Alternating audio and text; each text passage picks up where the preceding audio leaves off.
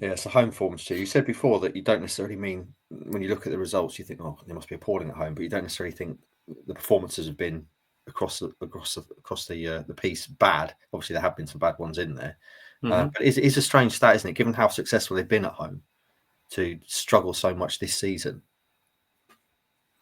Yeah, I'm just comparing the home records from the Championship season. 23 home league games, won 16 of them, drew 6 and lost just the one, which was the Leeds game early in the season. Scored 59 and conceded 32.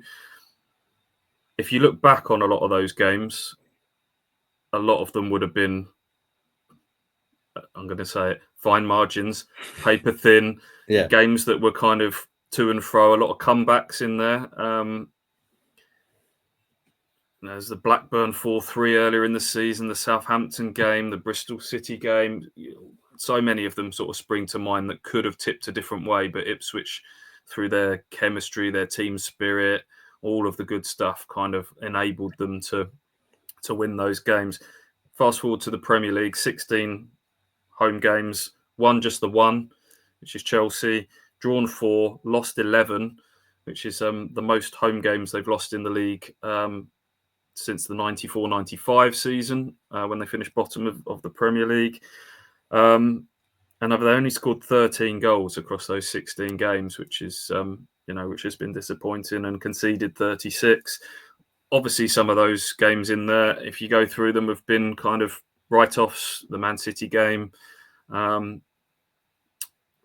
is the first one that springs to mind, but I would say in the vast majority, they've been close. They've been there or thereabouts. The performance levels haven't been bad, but it's just been the step up in level of fitness, of squad depth, of ruthlessness of the opposition has meant, coupled with the fact that Ipswich have obviously had their chemistry and team spirit.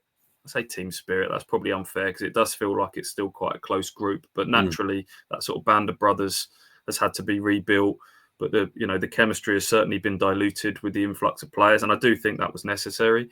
Has kind of seen the needle just drop the other way too often, and it has felt to me like all season that we look back on too many sliding doors moments. I do wonder if, for example, one of those early season performances had been won, Fulham, Aston Villa, Manchester United, when Onana made 2 massive saves in the second half, if they'd have just been able to get one of those over the line, what would that have done for confidence, momentum, belief?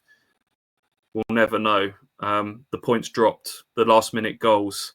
If you'd have taken just 2 or 3 of those out of the occasion, the Leicester game, if that hadn't have panned out the way it did, could things have been different? We'll never know, will we?